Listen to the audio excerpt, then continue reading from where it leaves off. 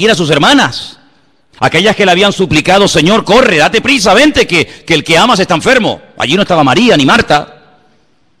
Oye, tampoco estaba aquel ciego que sanó en Jerusalén. No estoy hablando de uno que sanó en la otra punta del país, sino de aquel ciego que dice la Biblia que lo mandó al estanque de Siloé. Y dice que fue con barro en sus ojos y volvió viendo. Tampoco estaba. Bueno, por no estar, no estaban ni sus discípulos. No estaba Pedro, no estaba Santiago, no estaba Tomás, no estaba Mateo. No estaban sus discípulos, pero uno sí estaba. Sabemos quién es, ¿verdad? Juan. Y yo creo que hay detalles que en la vida marcan la diferencia. Lo que este agricultor hizo por aquel chico, que lo hizo desinteresadamente, sin esperar recibir recompensa alguna, fíjate la repercusión que tuvo en la historia, y fíjate a quién salvó, y a lo que llegó ese muchacho en la Segunda Guerra Mundial. Y yo creo que en el sentido espiritual hay miles de detalles que podemos hacer a lo largo de nuestra vida, que Dios toma buena nota de ellos, y cuando llega el momento, el Señor, que toma siempre buena nota de nuestras acciones, pero más que de nuestras acciones, de la actitud con la que hacemos las acciones, porque podemos hacer muchas cosas, ¿verdad, hermanos? Pero ¿por qué las hacemos? ¿Cómo las hacemos? ¿Con qué actitud las hacemos?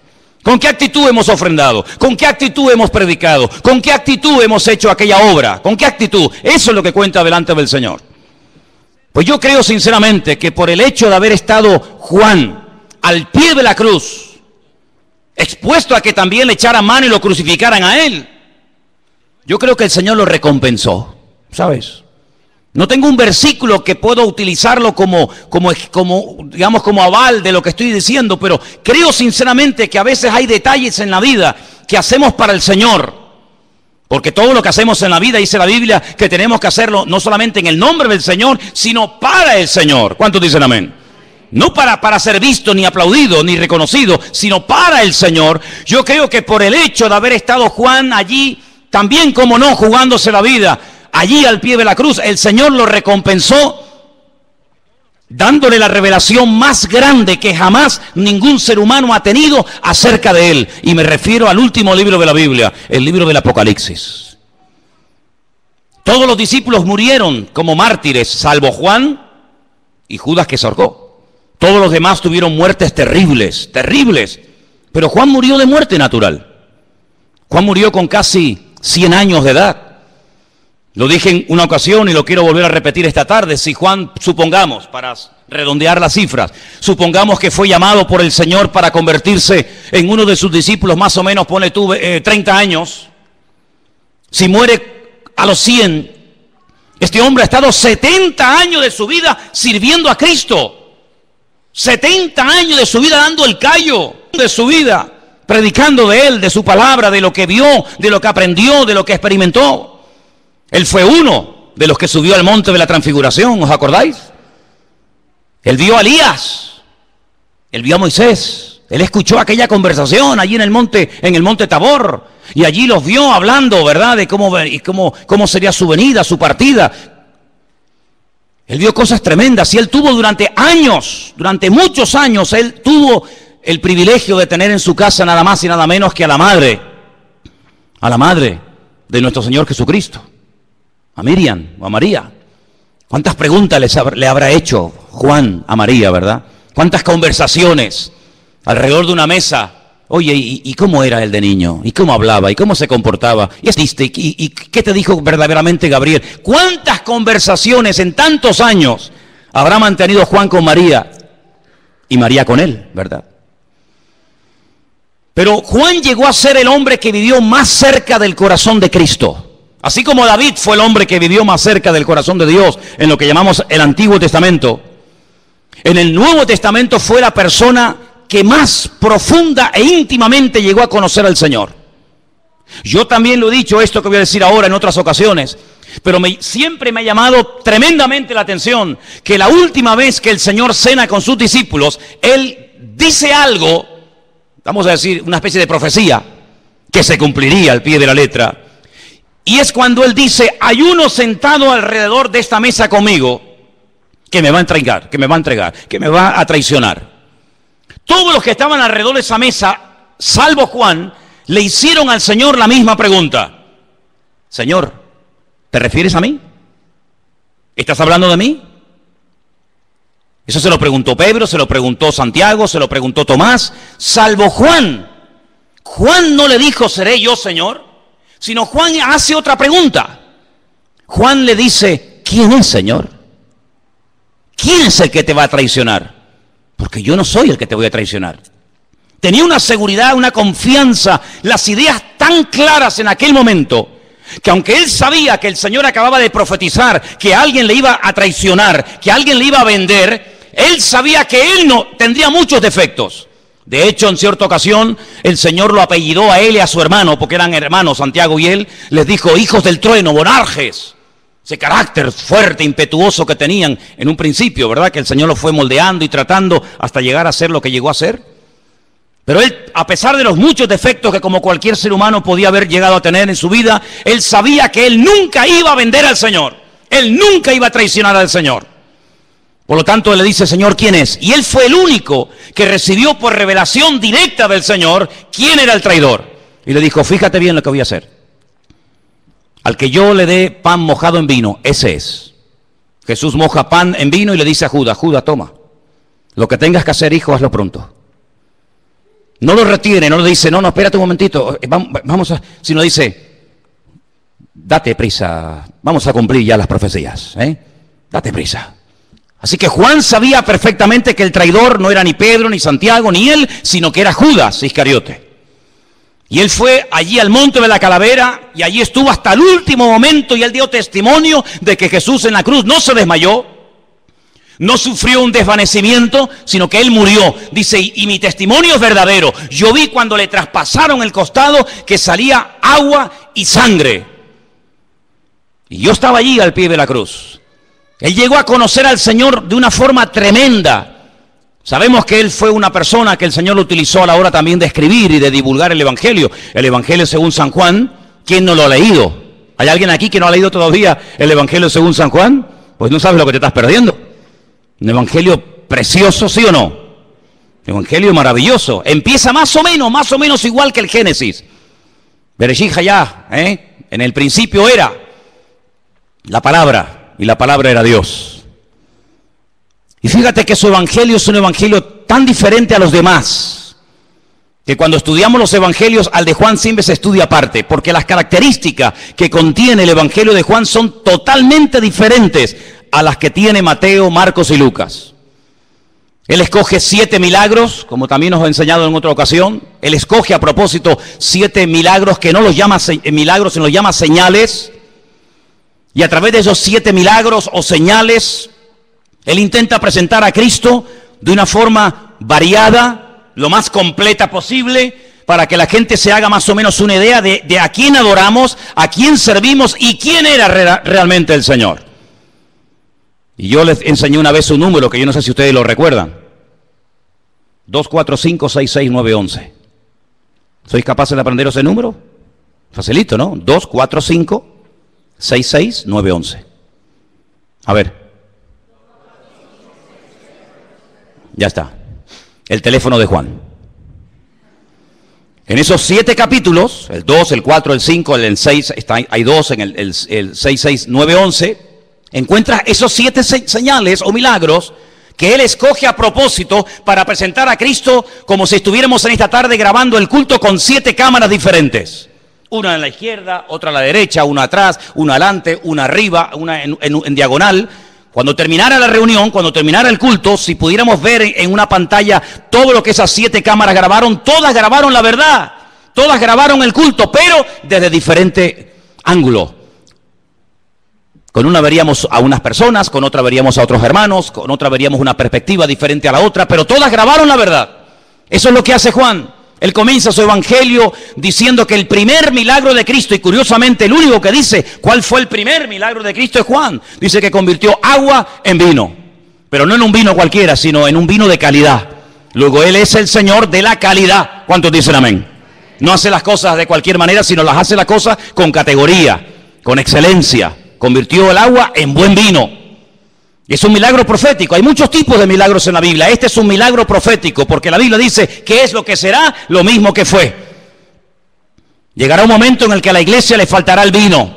Llegará un momento en el que al pueblo de Dios le falte, ¿verdad?, ese gozo, esa alegría, ese júbilo, esa renovación, y el Señor viene casi en el último momento a renovar lo que el diablo ha querido deteriorar y romper, pero Él viene a restaurar todo, y hasta que no restaure todo, Él no viene. ¿Cuántos dicen amén? Y vemos cómo el Señor sana a distancia. No hace falta que el enfermo esté aquí, cerquita, que se deje tocar, que se deje ministrar. No hace falta, no hace falta. Señor, tengo un criado que está enfermo. Bueno, vamos, no hace falta. Di la palabra. Pues venga, va, tu criado está sano. Y cuando llega, la palabra llegó antes que él. Luego el Señor es el Señor del espacio, de la calidad, del espacio, pero también del tiempo. ¿Cuánto tiempo llevas aquí? 38 años. Venga, levántate, toma tu lecho y anda. Y hace en segundos lo que 38 años de espera absurda y ridícula en el estanque de Bethesda no hicieron. Señor de la calidad, de la cantidad, del espacio, del tiempo. En el capítulo 6 multiplica los panes y los peces, el Señor de la cantidad, camina por encima de las aguas, el Señor que domina la naturaleza. Vamos al capítulo 9, lo vemos sacando a Lázaro de la tumba, el Señor de la vida, del ciego, y finalmente en el capítulo 11 resucitando a Lázaro. Es decir, que es el evangelista que mejor y más ampliamente presenta al Señor. Y uno dice, después de haber estado 70 años sirviendo al Señor, después de haber estado predicando el Evangelio 70 años, ¿queda algo todavía por decir de Cristo? ¿Queda algo que por descubrir del Señor? Por supuesto, no te quepa la menor duda. Si hay alguien entre nosotros en esta tarde que piensa que por mucho tiempo que lleves en la iglesia, por mucho tiempo que lleves convertido, ya lo sabes todo, te equivocas. Aún estamos en pañales. Todavía hay mucho camino por recorrer, hay mucha revelación por recibir, hay mucho conocimiento por adquirir, y todavía no conocemos ni la 10ª parte de lo que Él es y de lo que Él es capaz de hacer por nosotros. ¿Cuántos dicen amén? Aún faltaba el Apocalipsis, amigo. Ay, amigo. Si te quedas sorprendido con los 7 señales o milagros de San Juan, cuando te vas al Apocalipsis, ahí te pierdes. Allí dice, Dios mío, qué grande tú eres. Por ejemplo, en el capítulo 1 hemos leído esta tarde que el Señor se presenta y le dice, por ejemplo, en el versículo, vamos a leer si queréis a partir del versículo 4. Juan escribe un mensaje a 7 iglesias que están en Asia Menor. Y lo primero que les dice es, del que era, o del que es, del que era y del que ha de venir. Y aquí hay un juego de palabras que no se aprecia en español, pero él juega con el verbo ser. Ajobé, Bejayá, Beyabó. Hay un juego de palabras con el verbo ser. Si era, es que es, y si es que será. En hebreo no existe el verbo ser en presente. No existe el verbo ser. Hay 2 verbos en hebreo que no existen. El presente del verbo ser y el verbo tener. No existe verbo tener en hebreo. No se puede decir yo tengo, utilizando una forma verbal, presente, pasado y futuro, sino que se emplean letras para convertir esas letras en pasado, en presente, en futuro, o en algo temporal, porque lo que yo tengo es algo transitorio. ¿Qué tienes tú? Un coche, mañana te lo pueden quitar o robar. ¿Qué tienes tú? Una casa, mañana se puede quemar. Luego, el tener es algo tan absurdo, sin embargo, nos apropiamos de lo que creemos que somos y de lo que creemos que tenemos, y ni somos ni tenemos, porque el único que es y el único que tiene es el Rey de Reyes y el Señor de los Señores. No hay nadie más que Él. Pero cuando Él se presenta en el libro de Apocalipsis, dice, es que yo era. Y hay un momento en su ministerio que Él dice, yo era antes de Abraham. Y le dicen, pero si tú no tienes ni 40 años. ¿Cómo que tú eres antes que Abraham? Claro, ¿con quién te crees que caminaba y hablaba Abraham? ¿Quién te crees que se presentó en la casa de Abraham y le dijo, el año que viene vas a ser padre y tu mujer va a dar a luz? ¿Quién te crees que fue a decírselo? ¿Quién te crees que fue? Adoní, mi señor. Abraham no se postraba ante nadie ni ante nada. Abraham era monoteísta. Abraham adoraba al Dios único y verdadero. Y cuando lo vio, salió corriendo, se postró ante él y lo llamó Adoní, mi señor. Qué honor tan grande recibir a mi señor en casa. Y entonces el Señor le comunica la próxima destrucción de Sodoma y Gomorra. ¿Con quién te crees que hablaba David? ¿Con quién te crees que hablaban los profetas del Antiguo Testamento? ¿Con quién te crees que hablaba Isaías y recibía revelación cuando relató su crucifixión? Es como si el Señor le dijera, mira, apunta ahí, escribe. y le corre el velo del futuro y le dice, escribe cómo voy a ser crucificado, humillado, maltratado, crucificado, muerto, resucitado. Escríbelo. Es decir, Él ya era antes del principio de los tiempos, antes de Génesis 1 ya Él existía, porque Él es eterno. ¿Cuántos dicen amén? Como hombre, como persona, su naturaleza humana tuvo un principio, evidentemente. Pero como Dios, a Dios no lo ha creado nadie. En el principio era el Verbo y el Verbo era Dios. Por lo tanto, Él es eterno. En el principio creó Dios los cielos y la tierra. Pero ¿quién creó? ¿Dios o Jesucristo? ¿Quién fue? ¿Uno u otro? Él mismo. Elohim, el único nombre de Dios que está en plural. El único nombre que está en plural. La traducción literal sería dioses. En el principio los dioses crearon los cielos y la tierra. Y decimos, ¿cómo que los dioses? ¿Cuántos hay? Hay uno, pero ese Dios es plural. Ese Dios se manifiesta a veces como padre, a veces se presenta como hijo, claro, pero no hay ningún problema en ello, que yo soy padre, ahora mismo yo soy padre y al mismo tiempo soy hijo. No tengo que desdoblarme, no tengo que dejar mi naturaleza de padre para convertirme en hijo o dejar de ser hijo. No, soy al mismo tiempo padre, hijo, marido, pastor, amigo, lo que tú quieras. Y Él se presenta a veces como hijo, a veces se presenta como Dios. No hay ningún problema en ello, no hay ningún problema. Además, si Dios no pudiera humanarse, si el Señor no pudiera encarnarse, entonces no es todopoderoso. Está limitado, quiero pero no puedo. Pero Dios puede hacer lo que quiera, porque Él es el Dios todopoderoso, arriba en el cielo y abajo en la tierra. No hay ninguna limitación para Él. ¿Cuántos dicen amén? Por lo tanto, amados hermanos, cuando Juan comienza a recibir aquella revelación, se da cuenta de que aquel que estuvo con ellos durante 3 años caminando, multiplicando los panes y los peces, caminando por encima de las aguas, era Dios en carne y hueso. Y por eso al final del ministerio dice que todos se postran y lo adoran. Nunca lo habían hecho, pero ese día sí, lo adoraron.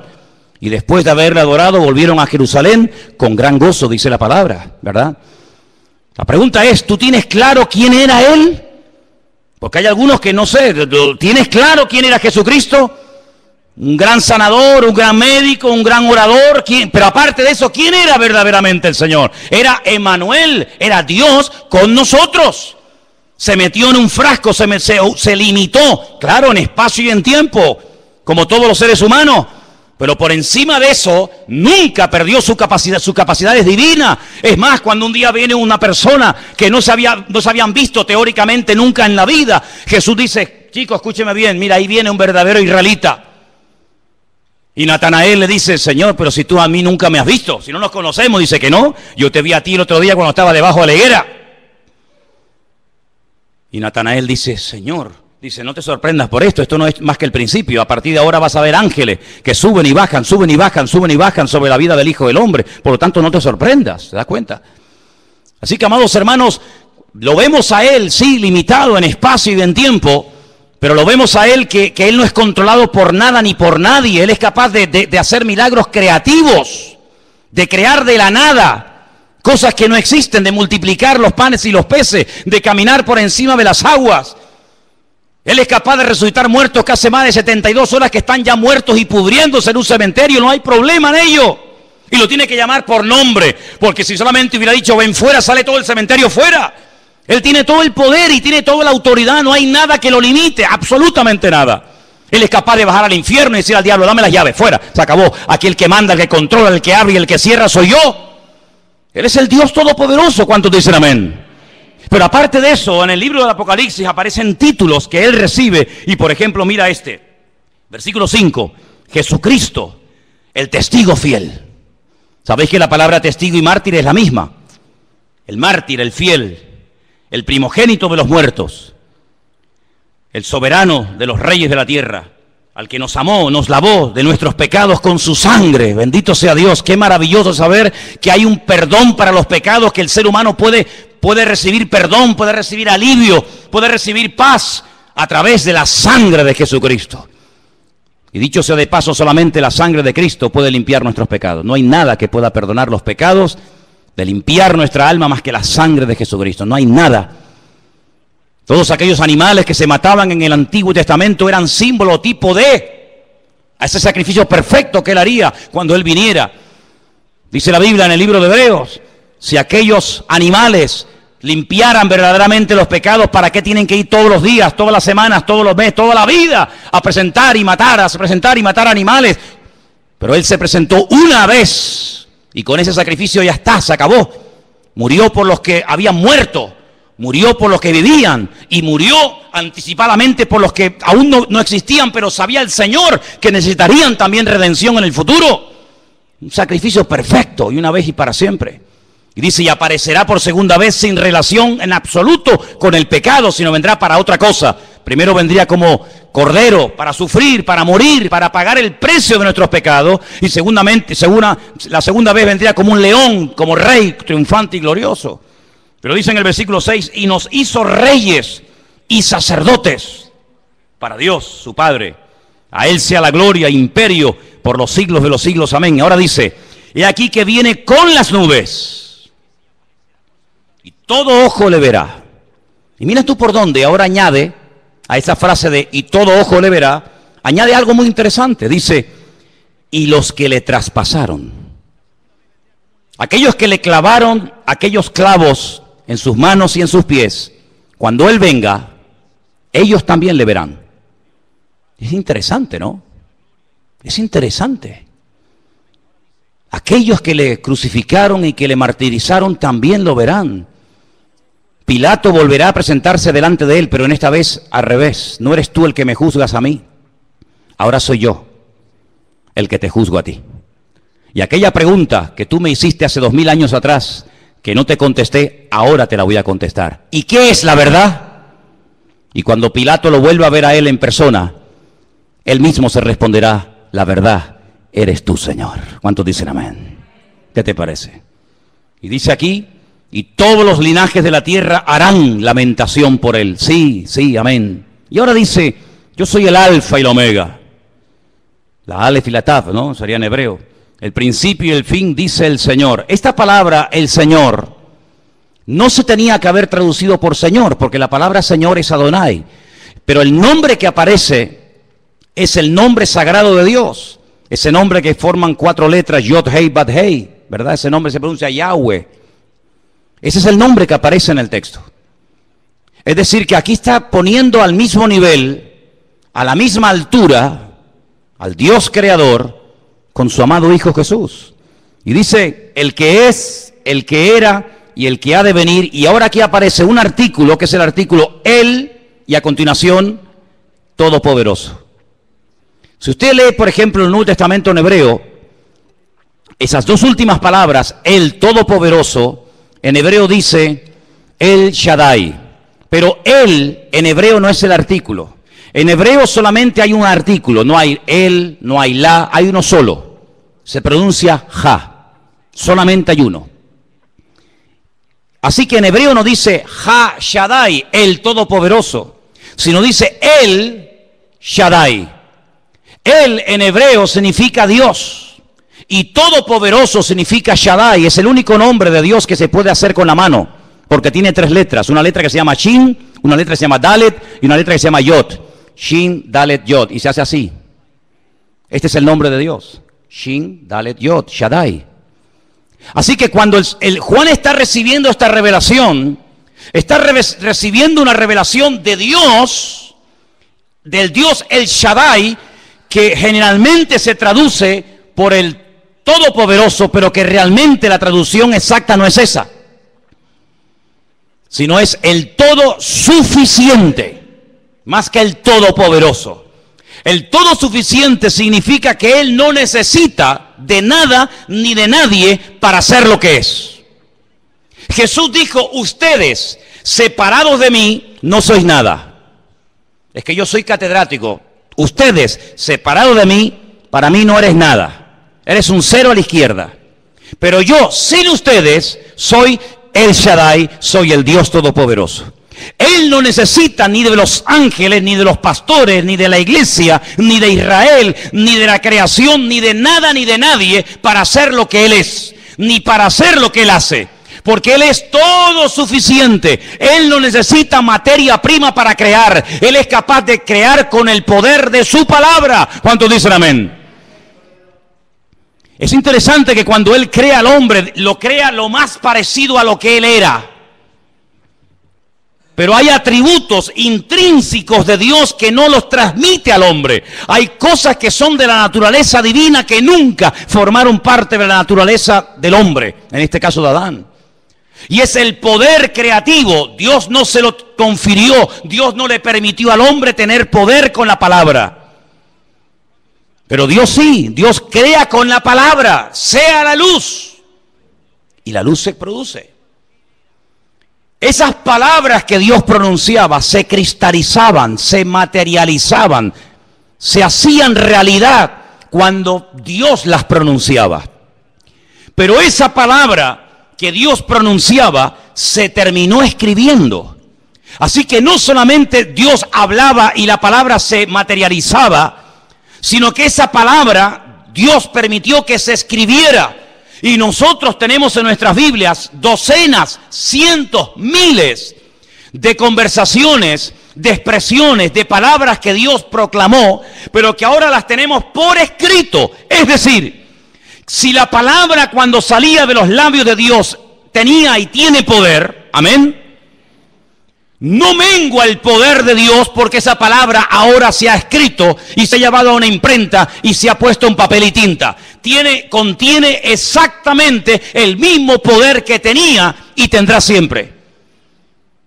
Lo cual quiere decir que si en un momento de necesidad, de enfermedad, de problemas, de crisis, de angustia, de lo que sea, nosotros como pueblo de Dios nos encontramos en una situación difícil, crítica, podemos echar mano a un poder que es el poder más grande que existe sobre la faz de la tierra, y es el poder de la palabra de nuestro Dios. Jesús nos da un ejemplo cuando Él se va al desierto voluntariamente y está allí 40 días permitiéndole al diablo tentarlo. Cuando Satanás venía con sus tentaciones y con sus propuestas y con sus ofertas, porque eso es una tentación, es una oferta. Yo te ofrezco algo mejor que lo que te ofrece tu Dios. Tú hazme caso a mí, que lo mío es lo verdadero y lo bueno, lo que Él te ha dicho no le hagas caso. Eso es una tentación, es una oferta, es llevarle la contraria a Dios. Dios, ¿qué te ha dicho? Blanco, no, eso no es el negro. ¿Qué te ha dicho? Negro, no, es el blanco. ¿Qué te ha dicho? Por la izquierda, no, es por la derecha. Luego, el Señor se expone voluntariamente a decir, venga, atácame, venga, tiéntame. ¿Con qué me quieres tentar? Fíjate, la primera tentación que le lanza, sabiendo de quién se trata, jamás el diablo nos tentaría a nosotros con ese tipo de tentación, porque él sabe que para mí no es una tentación poder convertir piedras en pan. ¿O usted tiene poder para convertir piedras en pan? Si tuviéramos poder para convertir piedras en pan, el horno del pan se va al garete. ¿Para qué voy a la panadería a comprar pan? Si yo digo, a ver, tráeme un par de piedras, a ver, oramos, panes, ¿qué quieren? ¿De barra? ¿Baguette? ¿Cómo la quieren? ¿Redondita? Para nosotros no es una tentación, pero para él sí lo era. Porque el diablo, que no es tonto, sabía que el Señor tenía hambre. Sabía que el poder de la palabra de Dios tiene poder creativo, porque ya lo hizo en el pasado. Y como en él no hay sombra de variación, si él fue capaz de crear con el poder de su palabra, ahora lo puede volver a hacer. Por eso, convierte las piedras en pan y demuestra de esa manera que tú eres quien dices que eres. Pero el Señor no entró al trapo, sino que el Señor utilizó su palabra, que es la espada del Espíritu, y le dijo, no solo de pan vivirá el hombre. Escrito está, no solo de pan vivirá el hombre. Y os dais cuenta de que el Señor Jesucristo no peleó cuerpo a cuerpo con el diablo. El Señor Jesucristo no entró en discusiones porque tú dijiste, porque yo te dije. No, sino echa mano del poder más grande delegado en este mundo, que es el poder de la palabra de Dios. Luego, lo que tú llevas en tu mano, en tu bolso, en la guantera de tu coche, lo que tú tienes encima en este momento es dinamita, mi hermano. Es un poder impresionante que el diablo lo conoce y lo sabe más que tú. Por eso lo que tenemos que hacer a partir de ahora, cuando vengan tentaciones, cuando vengan dificultades, búscate el versículo clave, claro, que no te venga el diablo con una tentación y le responde diciendo, Jesús lloró. No, porque eso no pega ni con cola, hijo. ¿Me entiendes? Sino tienes que conocer la palabra y echar mano del tesoro de tu corazón, decir, un momento, amigo, que hay un texto que viene ahora de perla, y entonces sacas el texto idóneo y rácata, le pegas al diablo y lo desbarata. ¿Por qué? Porque el poder de la palabra está en ella. ¿Cuántos dicen amén? Qué tremendo, ¿no? Qué tremendo. No me ha dado poder creativo a mi palabra, pero como su palabra mora en mí, cuando su palabra sale de mí como instrumento, tiene el mismo efecto y la misma repercusión en el mundo natural y en el mundo espiritual que en la época del Señor, que en la época del Antiguo Testamento, porque su palabra no ha cambiado. El cielo y la tierra pasarán, pero su palabra siempre permanecerá. Apláudale fuerte al Señor en esta tarde, hermano. La palabra de Dios tiene poder, aleluya. Es la espada de doble filo. La espada de doble filo. ¿Con qué le cortó la cabeza Goliat o David a Goliat? ¿Con qué se la cortó? Con la espada. Lo hirió con la piedra, pero lo mató con la espada. Hay gente que sabe tirar piedras. A veces no saben a quién apuntan, al que se ponga por delante. Pero si tiras piedras contra el enemigo, recuerda después utilizar la espada del Espíritu, porque la piedra era para tumbarlo, pero la espada era para rematarlo. Y eso es muy importante, que en la vida cristiana no dejes cabos sueltos. No digas, ay, ya no voy a fumar más. Señor, soy libre, pero tienes el cartón de Winston ahí dentro de la mesa noche. Le has pegado una pedrada, te sientes fuerte, estás eufórico, hoy estás subidito de fe, vas por la vida sacando las plumas del pavo real y sales del culto que me voy a comer. Sí, sí, pero allí tienes en el cartón lo tienes allí en la mesa noche, y llega un día, un bajón, te critican, te sale mal el negocio, no te salieron las cosas como tú esperabas, y entonces dices, bueno, total, una vez el Señor sabe, y ahí lo tienes. ¿Por qué? Porque hay que utilizar la espada y rematar la faena. Y nunca mejor dicho. ¿Cuántos dicen amén? Ahora fíjate qué interesante. El Todopoderoso, ese Dios todopoderoso, todo suficiente, que no necesita de nada ni de nadie, se humilla y se rebaja de tal manera que llega a pedir oración a los que él creía que eran los más espirituales del grupo. Pedro, Jacobo, Juan, ¿podéis orar por mí esta noche? ¿Nosotros por ti? Sí, porque hoy, en esta noche, en este momento, mi alma está triste hasta la muerte. ¡Qué humildad del Señor! ¡Qué humildad de pedir oración! El infierno estará lleno de soberbios y de orgullosos, que no quieren reconocer ni dar su brazo a torcer, que ya se pueden estar ahogando, ya se pueden estar hundiendo, pero siempre dan la imagen de que yo puedo y de que yo controlo. Sin embargo, el mismísimo Señor Jesucristo dijo, hoy pido oración. Hoy no voy a orar por los enfermos, hoy no voy a orar por ustedes, hoy les pido a ustedes que oren por mí. Y para entrar en Jerusalén pidió prestado un burro. Y para poder celebrar el pan y el vino, la Pascua, tuvo que pedir una casa prestada. ¿Y cuántas veces el Señor, hermano, como humano, 100% que era, abre su corazón y a veces hasta le tiene que pedir a una mujer, cosa que en aquel tiempo era algo terrible, y encima samaritana, decirle, me das un poco de agua, porque dice que venía cansado del camino, porque venías desde Jerusalén subiendo hacia Galilea. Y la mujer se le queda sorprendida diciendo, ¿quién tú? Tú, judío, hombre, varón, a mí, samaritana, pedirme un vaso de agua, cuando primero hombres y mujeres no se hablan nunca, ni en público ni en privado. Segundo, soy samaritana, tú eres judío. Sabes que entre nosotros hay un pique que no nos podemos ver en pintura, ni nosotros a ustedes, ni ustedes a nosotros. ¿Cómo me pides a mí un vaso de agua? Y el Señor, en vez de entrar en esa polémica absurda y ridícula, le dice, es que yo te estoy pidiendo a ti un vaso de agua, pero si tú supieras quién te lo está pidiendo, tú a él le pedirías agua viva. Y ahí comienza una conversación que todos conocemos, que fue una conversación tremendamente interesante, donde al final termina el Señor descubriendo su corazón, pero de una manera tan maravillosa, que le dice, vete y tráeme a tu marido, que quiero hablar también con él. Y le dice, Señor, es que no tengo marido. Bien has dicho, mujer, porque ya llevas 5, no sé si es que te los comes, si los pones en la picadora y los trituras. Yo no sé lo que haces con ellos, pero ya has tenido 5, 5, Y el que ahora tienes tampoco es tu marido. Eres una ladrona que va saltando de cama en cama, robándole los hombres a las mujeres casadas. Por eso te vienes a las 3 de la tarde, al pleno sol del día, para que las mujeres no te vean. Pero yo estoy aquí esperándote. Pero yo no he venido para condenarte.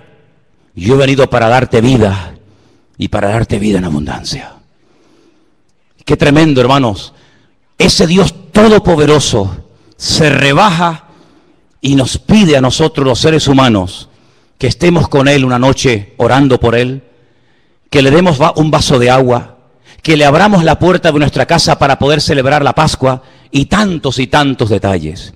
La cuestión está en que en este libro del Apocalipsis, Juan nos va a presentar al Señor de una forma tan impresionante que no hay en toda la Biblia, desde el Génesis hasta el Apocalipsis, no hay un libro, juntándolos todos, que te aporte tanta revelación, tanta sabiduría, tantas cosas interesantes de su naturaleza y de su carácter como en el libro del Apocalipsis.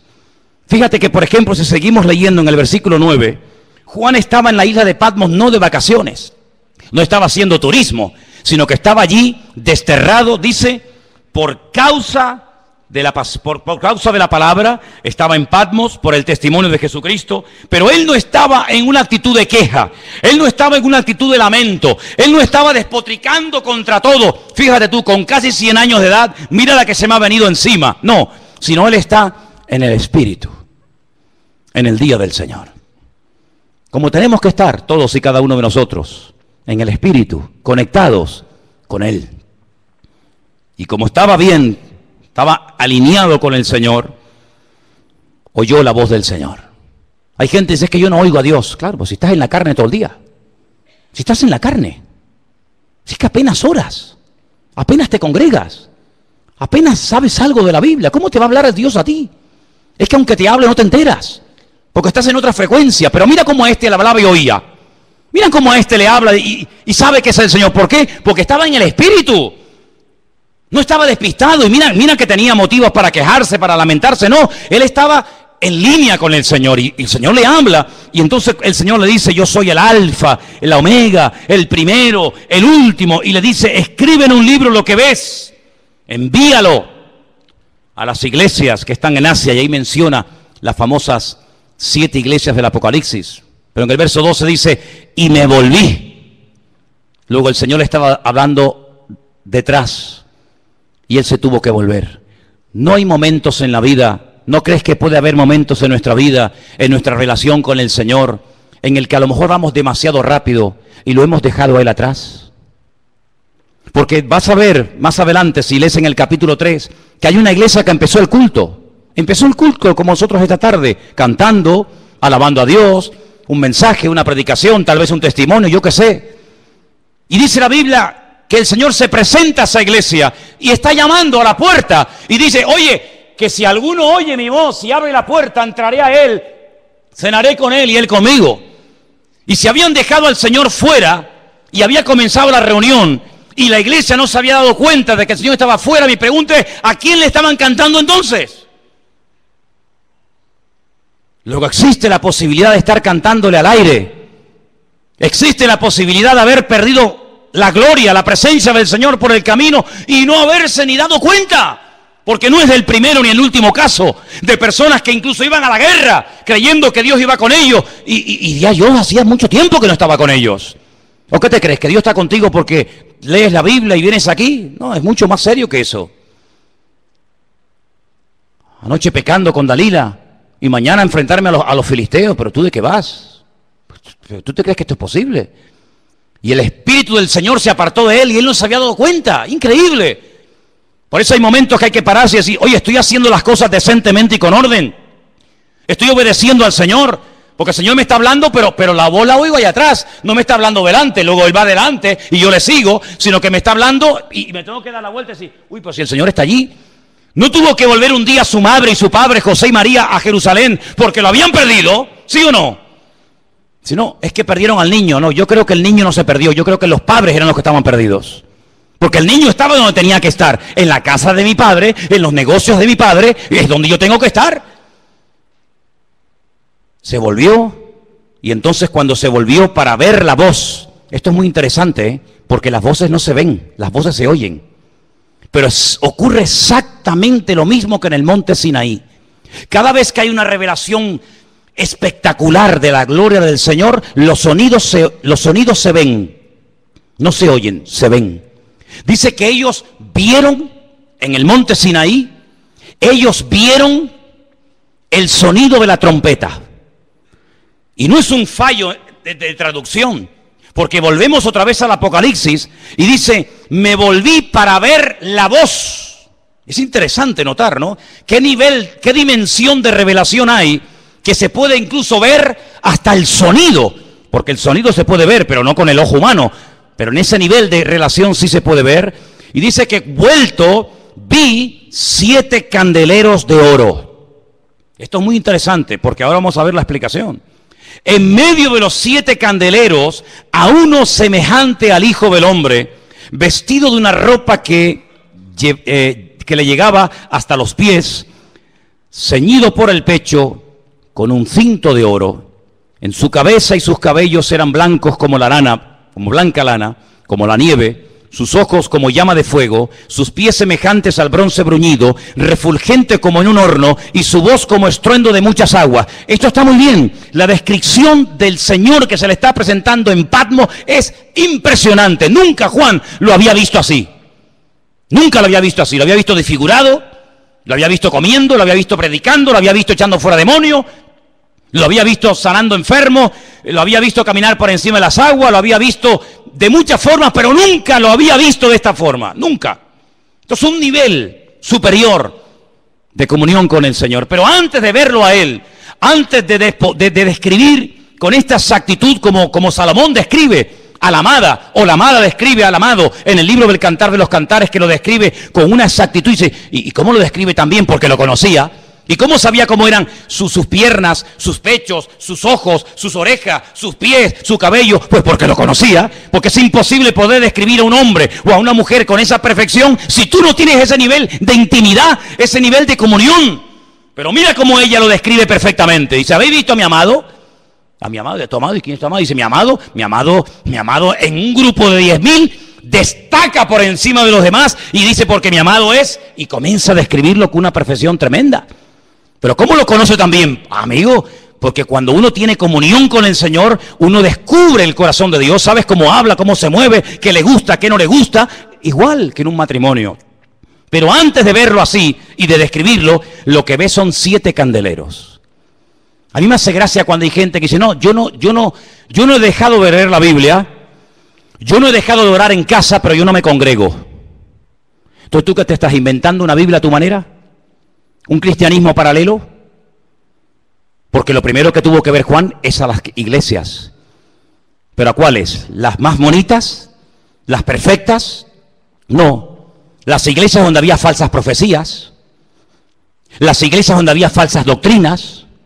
Las iglesias donde había discrepancias los unos contra los otros. Las iglesias que decían, nos hemos enriquecido, de ninguna cosa tenemos necesidad. Y el Señor dice, ¿que no tenéis necesidad de nada? Si sois pobres, ciegos, desnudos y venturados, que no sabéis nada. Primero tienes que ver a mi pueblo, a mi cuerpo, a mis hijos, para después verme a mí. Hay muchos que quieren solamente tener una comunión con Él, pero dice la Biblia que si alguno dice que ama a Dios y aborrece a su hermano, tú eres un mentiroso. Y te lo digo así en la cara, tú eres un mentiroso. ¿Usted ama a Dios y no puedes ver a este en pintura? ¿Y no puedes ver a esta en pintura y cuando viene por aquí te haces el loco y vas por la otra calle para que no te vea? Usted es un mentiroso según la palabra de Dios. Porque dice que el que dice que ama a Dios y aborrece a su hermano es un homicida y es un mentiroso.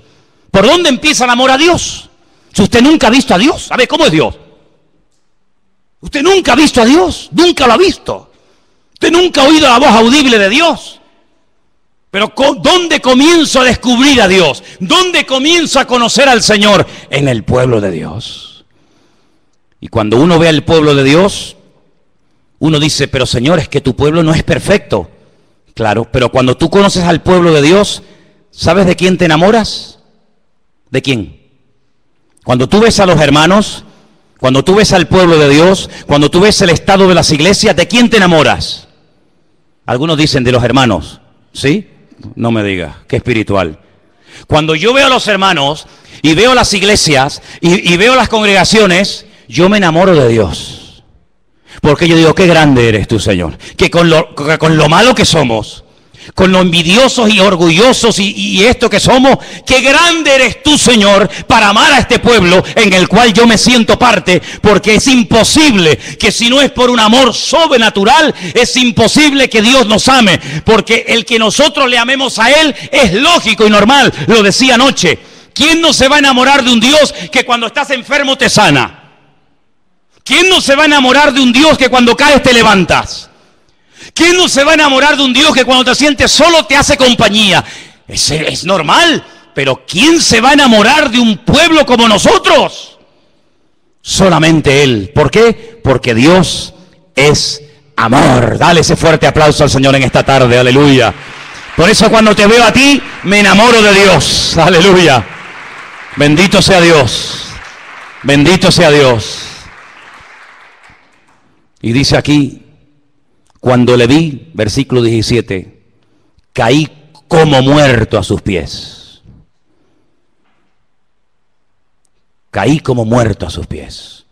Aquel que fue capaz de recostarse sobre el pecho del Señor, nivel de comunión y de intimidad alucinante, ahora le ve y no puede resistir la gloria, la presencia del Señor, y dice que cae como muerto a sus pies. Pero el Señor pone su diestra sobre mí y me dice, no temas, yo soy el primero y el último, el que vivo y estuve muerto, mas he aquí que vivo por los siglos de los siglos. Amén. Tengo las llaves, aleluya. Tengo las llaves de la muerte y del Hades. Escribe las cosas que has visto, las que son y las que han de ser después de estas. Y ahora le explica lo que vio al principio de la visión. El misterio o la explicación de las 7 estrellas que has visto en mi diestra y de los 7 candeleros de oro es el siguiente. Toma nota. Las 7 iglesias son los ángeles de las 7 iglesias y los 7 candeleros que has visto son las 7 iglesias a las cuales él les escribe el libro Apocalipsis. Éfeso, Mirna, Tiatira, Pérgamo, la Odisea, etcétera, etcétera.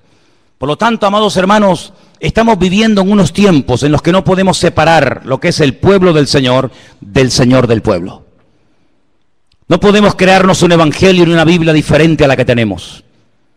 La vida cristiana no se ha diseñado por el Señor para vivirla independientemente los unos de los otros, sino el Señor nos ha diseñado como nos diseñó el cuerpo humano, en una interdependencia los miembros los unos de los otros tremendo.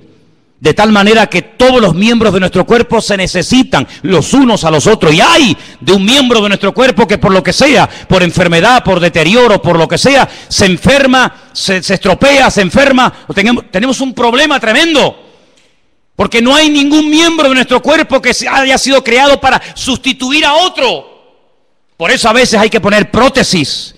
Por eso a veces hay que poner trozos de vena o corazones, a veces hasta de plástico, y a veces hay que poner piernas y brazos. ¿Por qué? Porque el ser humano no es como un pulpo que pierde un brazo y a los 3 meses tiene otro, o como un lagarto que sale corriendo y deja la cola para que no lo mate y a las pocas semanas tiene otra cola. El ser humano no, lo que pierdes ya no lo puedes recuperar más. La única forma de poder recuperar el gozo perdido, la victoria perdida, la fe perdida, la unción perdida, es buscándola a Él, porque no te puedes regenerar a ti mismo. Y por eso, amados hermanos, tenemos que depender diariamente del Señor, porque nuestro amor, nuestra fe se agota, nuestra paciencia tiene un límite, nuestro conocimiento llega un momento que digo, Señor, yo ya no puedo meter más en la cabeza, ya no me cabe más. Pero el Señor dice, venid a mí, los que están cargados, los que están agobiados, trabajados, dice que yo, lo primero que voy a hacer es hacerles descansar.